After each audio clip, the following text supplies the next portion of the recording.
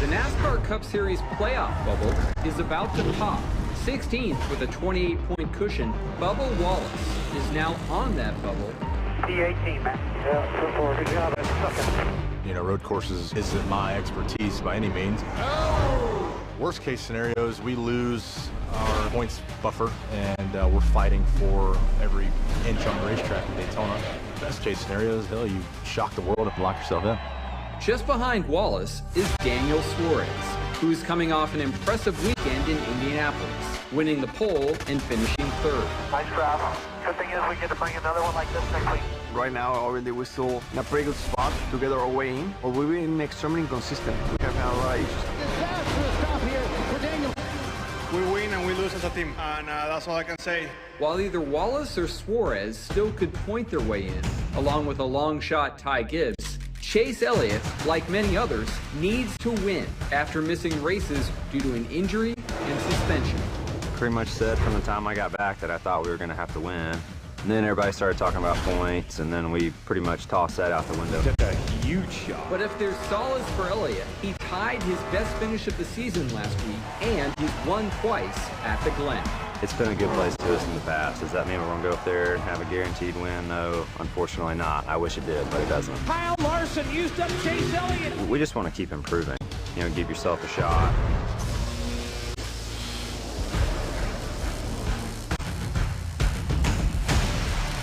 I am out here with the safety trucks right now trying to capture the climb to the S's. 2, 3, and 4. Those are the corners here, 80 feet. That's equivalent to an 8-story tall building. We will then hand them off as they race up to the back straightaway and into a very unique set of corners. Dale Earnhardt Jr. is positioned there, and he is smack dab in the middle of one of the most contentious parts of this racetrack. That's right, Bagley. Right here, I'm standing on the first curb entering the bus stop. The drivers will use all of these. That's really a lot of fun when you're going through here single file, but try going through here double file. Jeff Burton, that's when things are going to get exciting here in the bus stop, and somebody's going to end up getting mad. Oh, yeah, and mad carries on through that bus stop, through that carousel. They're going to leave that, and now they're going down this back straightaway, almost a half a mile long, 160 mile an hour, into this turn 6, 9-degree corner. It's a place you can outbrake somebody. You can muscle them out of the way. Look at all this runoff right here. Use all of it. That gravel trap, though, that thing will eat you up. Don't go that far because your day can be done. Field coming through turn 7, and the pace car now leaves the field in the hands of Denny Hamlin. He's on the inside of the number 11. William Byron on the outside of the 24. Green flag is in the air. We're racing into Glen. And right away, you see everyone jockeying for position as they dive into turn number 1. Michael McDowell on the inside of that 24 of Byron. McDowell trying to make this a shortcut into turn number 2. Here they come up to the S's for the very first time. Denny Hamlin away with the lead, but Michael McDowell poised right behind him, ready to pounce. McDowell in the 34 has gotten by William Byron into 24, and it's a 3-car breakaway heading up the back straightaway with a scramble on behind them. McDowell just looking a little bit offline, trying to worry the 11 car a little bit into a mistake here. Awesome to watch these cars come through this corner, down into the carousel. Everybody's nice and tidy right against the curb. You might put a little bit of right front tire on the curb there exiting. McDowell's going to try to put a lot of pressure on Denny Hamlin. He came off the carousel with a little bit of forward momentum. I don't think enough to make a pass. He's showing it to Denny, saying, I want it. Denny blocks the spot. Now back in the throttle, approaching turn 7. Confidence so high with the 34 team after the win at the Indy Road Course a week ago. Just his second career win, but right now they feel like they're the best on road courses as he has closed the gap once again. He'll look to the inside of Denny Hamlin as they go into turn number 1, and almost to the back bumper of that 11 is McDowell. As well, looking offline on Hendrick. A little bit of dirt ahead, these guys. Oh, we got the 99 spun. A little contact with the inside wall there. Going to try to get it underway. Try to rejoin traffic. I'm not sure that contact was too severe, but cars trying to go through here and getting offline, getting in the dirt. Lots of dirt on the inside of the curbs. Just a little bit of dirt, a little dirty racetrack can make these cars slick. Here's a replay to see what happened. Watching Daniel right there, just jumping over the curbs, got behind on the steering. The curbs can upset these cars when you use them. Now this next corner right here. Dale called it. It's all about the curbs. He kind of got his timing of steering wheel input over the curbs, kind of out of time. The car bounces to the right, gets very fortunate not to come back into traffic and not hit the inside wall. I mean, look at this right here, threading the needle with a barrier. Let's see what kind of contact. Oh, barely a kiss. Yeah, he was running 10th. Now he's running in the 24th position. Remember, Micah McDowell, a penalty. What he did a week ago was perfection. Great execution. This time driving through too many boxes. You're only allowed 3. There's blocks 1, 2, 3, and 4. Remember, drivers on the left side, which is the same as Indy. They've done this. So let's just count this, right? As he turns right, he touches box 1, box 2, box 3, box 4. He's in pit stall 5. You can only drive through 3. It wasn't even close. It'll be a pass-through penalty for McDowell. A huge mistake for a driver that was perfect a week ago.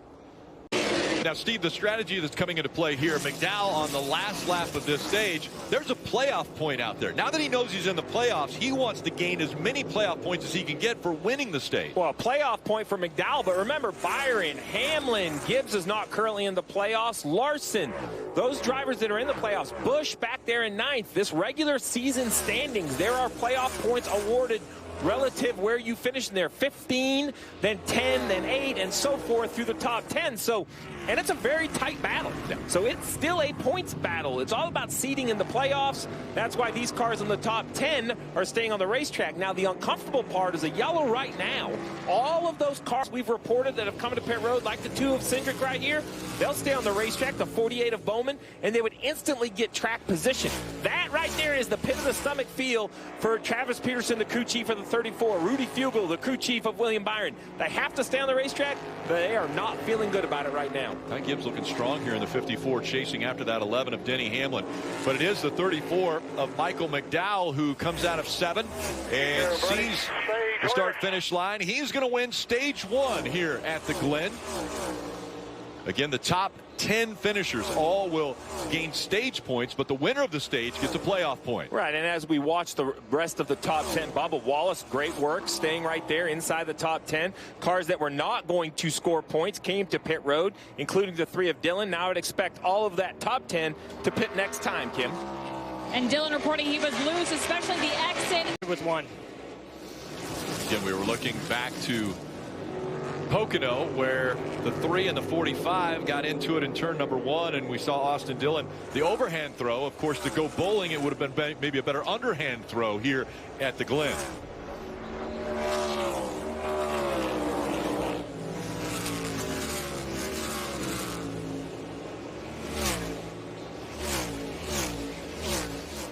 On the final lap, again, William Byron has about an 0.8 of a second lead over Denny Hamlin. William Byron looking for his 8th stage win of 2023. It's the most of all drivers, and William Byron just continues to fill that bucket full of playoff points with 4 wins already, and now another point there for winning stage 2. William Byron continues to look like the #1 seed as we get closer and closer to the playoffs. So again, the top 10 all earning stage points at the end of stage 2. It's Byron winning stage 2. McDowell won stage 1. He's currently 12th running around the track. As you see, the 6th, 7th, 8th, 9th, and Gibbs comes off turn 6, was pushing hard to try to get around Hamlin. Look at how he lost the rear grip, and when he did that, he lost momentum. And now Larson gains on him, and now it says, I'm just going to outbrake you. Drives deep in the corner, puts Gibbs in a position, either gives a spot up or give room, or possibly get spun. Gibbs, a young driver, but a wise decision right there, giving way to Larson. Frustrating, though, because Gibbs has a fast enough car. For Chase Elliott. Elliott is off the pace, and he's slinging the car back side to side. Chase Elliott has a problem coming out of the S's. You have to imagine maybe out of fuel. Alan Gustafson said earlier, flip the switch. When you flip the switch, in reserve, we have 3 laps. They told him a moment ago, you have 2 laps, but obviously Chase Elliott out of fuel on the racetrack, needing a win at Watkins Glen or Daytona next week. Looks like it's going to be a must-win for sure at Chase Elliott at Daytona next Saturday night. he's going to come to a stop here in the middle of the bus stop. That's going to bring out a yellow as he can't get the car refiled. There's your caution. Big break for these cars on pit road, Steve. Absolutely. As soon as they saw the 9 slow, all the leaders knew they had to get pit road. This was the chance for the 24 to have an error or lose control. In the end, it was a perfect counter by William Byron. Rudy Fugel, they got the pit road perfectly, Marty. Oh, man, what a call by Rudy Fugel. Left him out a lap longer earlier in the race, got the track position, got into pit road in time on this caution for their teammate Chase Elliott and A.J. Allmendinger, also on pit road as Chase Elliott stopped on the racetrack. The 24 said he needed an adjustment. The end of the run is where they were the weakest, and they made that adjustment on this stop. But for Chase Elliott, golly, man, it looked like they had speed, but out of fuel. And for Hendrick Motorsports, a double whammy. The Chase Elliott car runs out of gas, brings out a yellow, and on the green flag pit stop, the 5 of Kyle Larson, who just drove into the top 3 and looked like he had speed to compete. Too fast exiting. Now that we're under yellow, unlike McDowell, who would have had a drive-through, this penalty for Larson will be tail end. So give up all that magical track position. He'll start last when we restart this. Right here. 1 lap to go, presented by Credit One Bank. William Byron, a little under 2.4 miles away from his first road course win as he makes his way through 1 and headed toward you, Baggy, in the S's. What a day of a flex for William Byron. Rudy Fugel, that 24 team, Hendrick Motorsports, up through the S's for the final time. He'll cross over the tunnel, exit out onto turn 4 and the back straightaway. William Byron headed to victory lane. No traffic ahead. Won't have to deal with a single car all the way back to the start-finish line to finish this one out. Easing through the bus stop for the final time. No mistakes. Not aggressive on the curves. Late downshifts, doing everything he can just to be smooth and perfect on this final lap. 5 wins in a row for Hendrick Motorsports at Watkins Glen. If he can make it to this last corner of the racetrack, and not only 5 in a row for Hendrick, but a call to the field. I'm ready for the championship battle. Let's roll. A career year already for William Byron as he comes up on the checkered flag and getting his first road course win. William Byron is going to win at the Glen. Great car, great drive, great spot. Thank you, guys. Thank you, thank you, thank you. Woo! Oh, Jack, baby.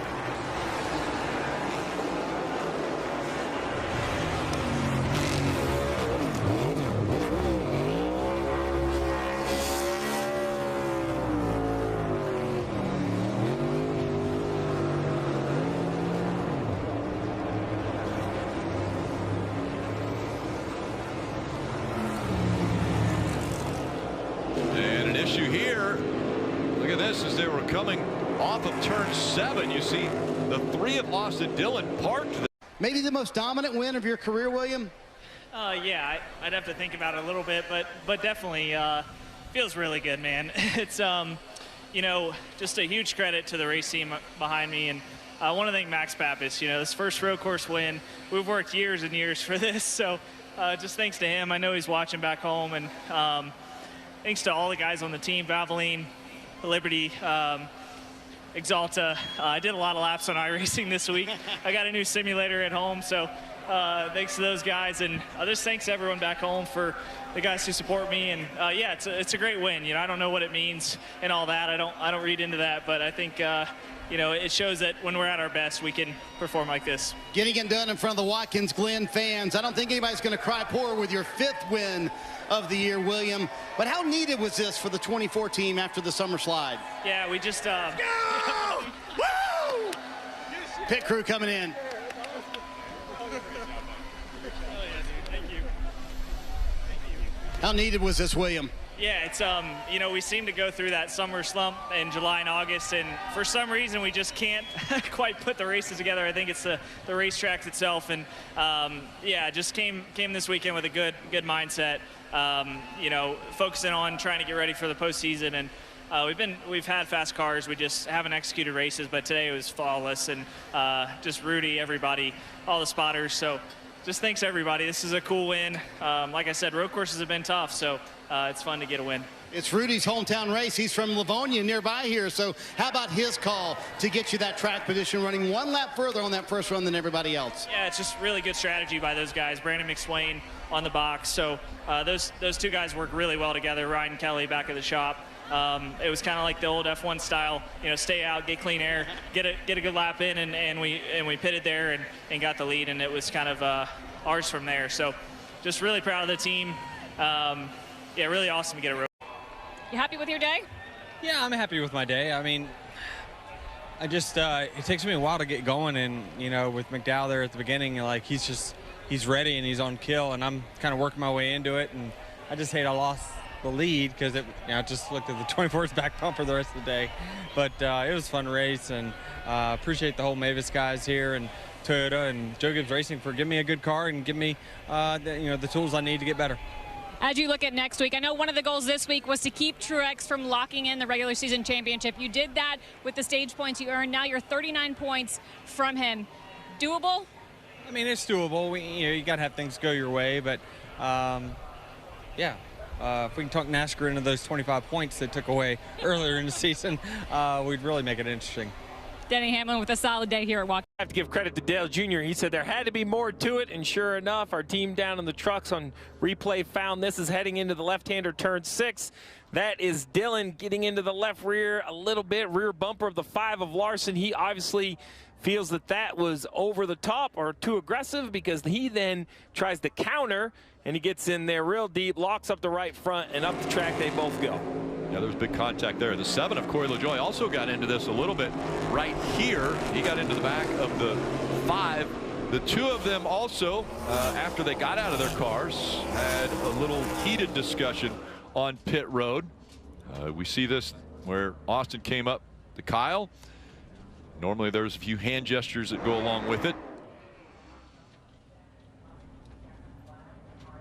You know, it's this time of the year. This is just Watkins Glen. I guarantee if we talk to the 2 of them in the 25 other races, there was something somewhere. Like, this is a year full of frustration that kind of builds, and that's what we see as we get in the second half of the season.